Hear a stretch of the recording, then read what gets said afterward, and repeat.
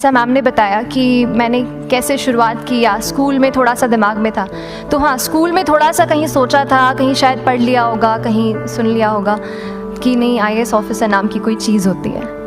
लेकिन तब ये भी नहीं पता था कि यार यूपीएससी नाम की कोई एग्ज़ाम है, सिविल सर्विस एग्ज़ाम है, उससे और भी पोस्ट में आप सिलेक्ट हो सकते हैं, ऐसा कुछ नॉलेज नहीं था। जब मैं अपने कॉलेज लेवल में आई, जब कॉलेज में एडमिशन लिया, मैंने भोपाल से ही प्राइवेट इंजीनियरिंग कॉलेज से केमिकल इंजीनियरिंग किया है। और उस दौरान मुझे जब मैंने सोचना शुरुआत की कि क्या बनना है, कंटेम्पलेट किया कि एग्जैक्टली क्या करियर चाहती हूँ, तो लगा कि यार कहीं जो पुरानी ड्रीम थी, एक जो सपना था, वो अभी उसको सामने लाना चाहिए। फिर इस बारे में और पढ़ा और तब खान स्टडी ग्रुप भोपाल में सेंटर वहाँ पे जैसे शुरू हो गया था, तो मेरा जो फाउंडेशन कोर्स है मैंने वहाँ से किया। और इस एग्ज़ाम के बारे में जो चीज़ें मुझे 1-2 साल में समझ में आई हैं, वो कुछ चीज़ें मैं आपसे शेयर करना चाहती हूँ। सबसे पहली चीज़ जो पहले जय और रचना हम दोनों बोल चुके हैं कि कंसिस्टेंसी। आप अगर दिन में कई बार हमसे सवाल पूछते हैं कि आप कितने घंटे पढ़ाई करते हैं, तो देखिए घंटे मैटर नहीं करते। कोई 17-18 घंटे हमें नहीं पढ़ना है, इतना हम पढ़ भी नहीं सकते। एक दिन पढ़ सकते हैं, दूसरे दिन नहीं पढ़ पाएंगे। 5 से 6 घंटे ही आपको देने हैं, उतने निकालने हैं। पर वो जो वक्त आप अपनी पढ़ाई को देते हो, वो कंसिस्टेंटली आपको रोज़ उतना ही अपने पढ़ाई को देना है। Consistency is the key, that is the first and the most important thing जो आपको ध्यान में रखनी है। दूसरी चीज़ इस एग्ज़ाम में मुझे लगता है इक्वली इम्पॉर्टेंट है, क्योंकि ये जर्नी लंबी होती है। जैसे एग्ज़ाम ही 1 साल तक चलती है, आप प्रीलिम्स देते हैं, फिर आप मेंस देते हैं, आप इंटरव्यू में जाते हैं पर्सनालिटी टेस्ट के लिए, तो एग्ज़ाम 1 साल तक खुद चलती है। उसके पहले मान लीजिए आप 1-1.5-2 साल पहले से प्रिपेयर कर रहे हो, तो ये जर्नी काफ़ी लंबी रहती है। उस जर्नी में मेंटली अपने आप को मोटिवेट रखना, अपने आप को बूस्ट करते रहना, वो भी इक्वली इम्पॉर्टेंट है। और इसीलिए अपने आप पर भरोसा बेहद ज़रूरी है। You need to have a faith in yourself कि अगर आपने इसमें कदम रखा है, अगर आपने सोचा है कि आप सिविल सर्विस एग्ज़ाम देना चाहते हैं और देंगे, तो आपको ये ठान के उसमें जाना है कि हाँ, मैं ये कर सकता या कर सकती हूँ। ये एक अपना मोटिवेशन, अपने साथ एक फेथ, बिलीफ अपने ऊपर आपको हमेशा रखना है। कमिंग टू प्रिपरेशन की कैसे तैयारी करनी है, बहुत सारी बातें आप सुन चुके हैं कि आंसर राइटिंग में कैसे करना होता है, आंसर राइटिंग का स्ट्रक्चर कैसा होना चाहिए। तो मैं शुरू में सबसे पहले ये कहूँगी कि मेरे प्रिपरेशन का बेस 2 चीज़ें रहीं। पहला था करंट अफेयर्स। करंट अफेयर्स इसलिए मैंने उसको उसी से शुरुआत की क्योंकि करंट अफेयर्स सबसे इंटरेस्टिंग पार्ट होता है। कई बार आपको हिस्ट्री कभी बोरिंग लगेगी, कई बार आपको लगेगा ज्योग्राफी इतना, कभी हर किसी के अपने अपने फेवरेट्स होते हैं। तो मुझे वो 2 सब्जेक्ट्स लगते थे कि यार इतना मन नहीं करता है, लेकिन न्यूज़पेपर्स और करंट अफेयर्स में जो भी नया चल रहा है वो मुझे हमेशा इंटरेस्टिंग लगता था। इंटरनेशनल रिलेशंस में क्या हो रहा है, क्या सोशल रियलिटीज़ हैं, कहाँ क्या हुआ, उसका क्या इम्पैक्ट पड़ेगा एडमिनिस्ट्रेशन पे और हमारी कंट्री पे, तो उसको आप अपना एक बेस बना सकते हो। आप करंट अफेयर्स बेस्ड प्रिपरेशन कर सकते हैं, इसलिए भी क्योंकि अगर आप मेंस एग्ज़ाम देखेंगे तो काफ़ी डायनामिज्म आ गया है, केवल प्रीलिम्स में नहीं बल्कि जनरल स्टडीज़ पेपर 2, पेपर 3 में भी आप देखेंगे कई सारे ऐसे सवाल हैं जो करंट इवेंट से इंस्पायर्ड होते हैं, उन पे बेस्ड रहते हैं। तो जब आप न्यूज़पेपर बेस्ड, करंट बेस्ड पढ़ाई करते हैं तो वो आपका प्रिपरेशन वहाँ से भी कवर हो सकता है। दूसरी जो चीज़ मैंने जिस पे बहुत फोकस किया वो थी आंसर राइटिंग। तो आंसर राइटिंग का जैसे खान सर बता रहे थे कि आंसर राइटिंग की प्रैक्टिस बहुत की, तो उसके पीछे मेरा ये था कि जब मैं हमेशा प्रीलिम्स का कोई भी पेपर टेस्ट देती थी, हम मॉक टेस्ट देते हैं, तो मॉक टेस्ट देती थी तो हमेशा मेरे मार्क्स करीब 90 to 110, 120, इससे ऊपर मेरे कभी मार्क्स नहीं जाते थे। तो मुझे हमेशा ये डर था कि यार प्रीलिम्स में कहीं मेरा कुछ, क्योंकि कट ऑफ भी इसी कुछ रेंज में जाता है, तो हमेशा लगता था कि यार कुछ गड़बड़ यहाँ ना हो जाए। लेकिन जब मैंने आंसर राइटिंग की और मेंस एग्ज़ाम के बारे में जाना, तब मुझे लगा कि आंसर राइटिंग एक ऐसी चीज़ है, मेंस एक ऐसा फेज़ है सिविल सर्विस एग्ज़ाम का जहाँ पे आप अच्छे से तैयारी कर सकते हैं। And if you have written the answers, if you know कि you have covered the points well, if you have included उसमें कुछ आपने facts, international reports, government schemes, आपने कुछ ऐसे उसमें सॉल्व भी डाला है, तो जो रिज़ल्ट आएगा वो सेटिस्फैक्ट्री ही आएगा, अच्छा ही आएगा। तो मेंस एक ऐसा पार्ट है जिस पे आप काफ़ी बैंक ऑन कर सकते हो। मैं जब पर्सनालिटी टेस्ट भी मैंने दिया, तो इस बार भी आप नंबर्स देखेंगे तो आसपास की रैंक के हिसाब से मेरे नंबर्स उसमें कम हैं, लेकिन it is just the general studies and the answer writing part, जो मेंस के जो वो है मार्क्स हैं या मेंस का जो एक फैक्टर रहा, वो मेरे लिए सबसे ज़्यादा इंपॉर्टेंट डिसाइडिंग फैक्टर रहा है। तो अपना एक्सपीरियंस यही बताऊंगी कि आंसर राइटिंग पे आप विशेष फोकस कीजिए।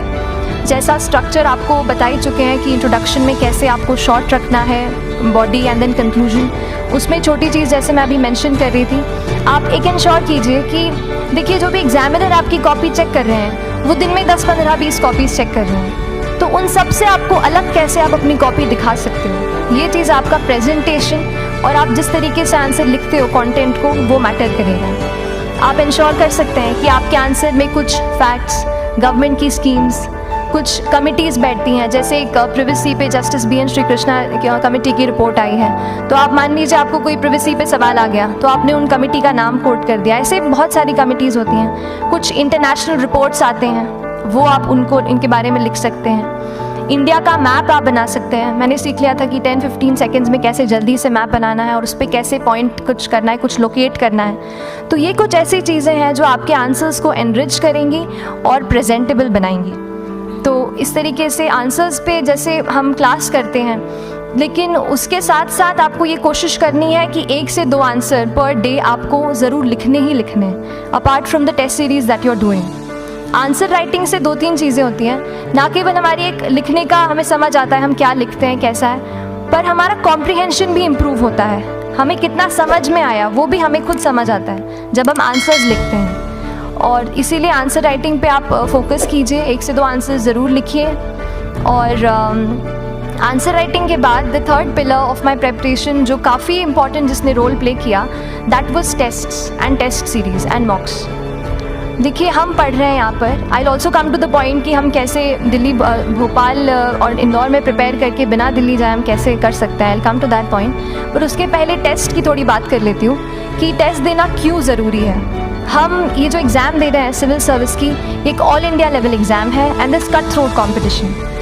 तो उसके लिए आप केवल पढ़ते रहें, सारी बुक्स, मटेरियल्स, स्टैंडर्ड ये करंट का सब पढ़ लें, लेकिन अगर आप ये नहीं जज कर पाए कि आपका क्या लेवल है at an all India level, तो चीज़ें समझ में आप नहीं, मतलब आप आगे नहीं बढ़ पाएंगे या सही डायरेक्शन नहीं पकड़ पाएंगे। तो इसलिए आप टेस्ट से घबराइए मत। कई बार टेस्ट का इनर्शिया होता है, ऐसे लगता है कि जब तक पूरा सिलेबस कंप्लीट नहीं कर लूँ तब तक टेस्ट नहीं दूंगा, लेकिन सच में बात ये होती है कि जब तक हम GS के मतलब पेपर देने अंदर भी घुसते हैं ना, तब भी उस सेकंड पे लग रहा होता है कि कुछ छूट गया है हमारा।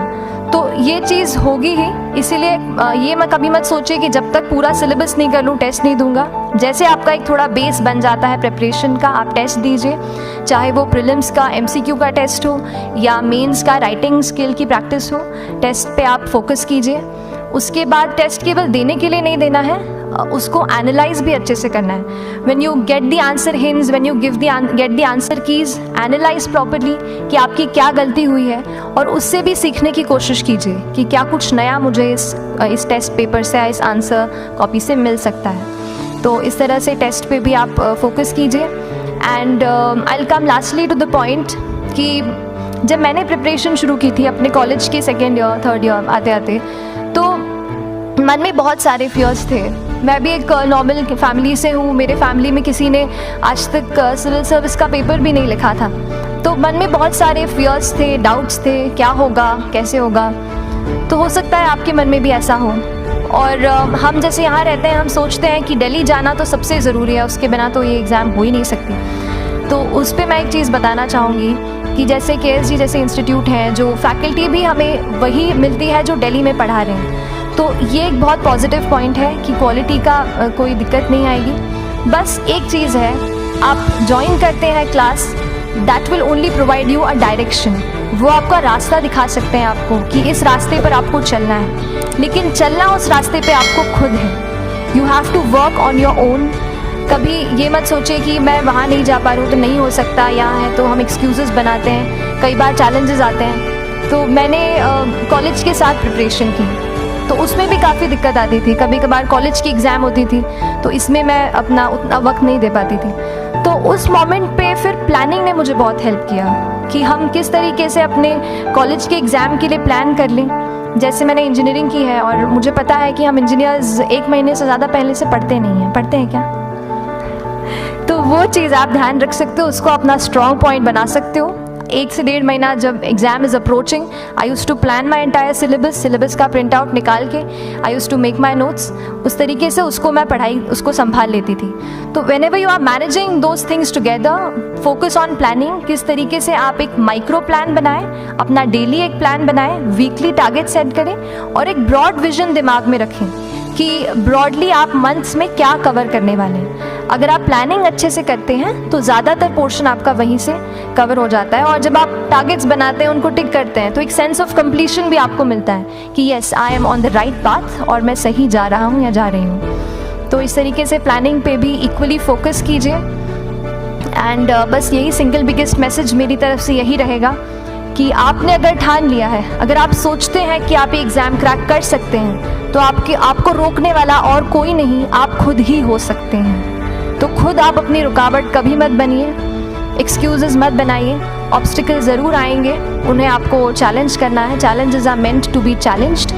तो सही तरीके से अपने ऑब्स्टिकल्स को हैंडल कीजिए, और इस एग्ज़ाम में अगर आप सही स्ट्रैटेजी रखते हैं तो आप अपने एक अटैम्प्ट में ही इसको क्रैक कर सकते हैं। एंड एनीवेज, आप जो भी अटैम्प्ट नेक्स्ट रखते हैं, दिल में यही रखिएगा कि जो ये मेरा नेक्स्ट अटैम्प्ट होने वाला है, ये मेरा बेस्ट अटैम्प्ट होने वाला है। कभी भी इस एग्ज़ाम को हाफ हार्टेडली मत दीजिए कि चलो देख के देखता हूँ कैसा है पैटर्न का एग्ज़ाम का। अगर एग्ज़ाम का पैटर्न देखना है ना, तो घर पे 3 घंटा टाइम लगा के एग्ज़ाम दे दो। बस केवल पैटर्न देखने के लिए एग्ज़ाम अटैम्प्ट मत कीजिए। जब आप एग्जामिनेशन हॉल में जा रहे हैं या कोई अटैम्प्ट आपने सेट किया है, तो अपना सब कुछ उस एग्ज़ाम को दीजिए, अपना टाइम, एनर्जी, फोकस, जितना भी करेक्ट आप उसमें पॉजिटिविटी डाल सकते हैं उसको दीजिए, एंड पूरी तैयारी के साथ ही इस पेपर को दीजिए, and I am sure that you will succeed.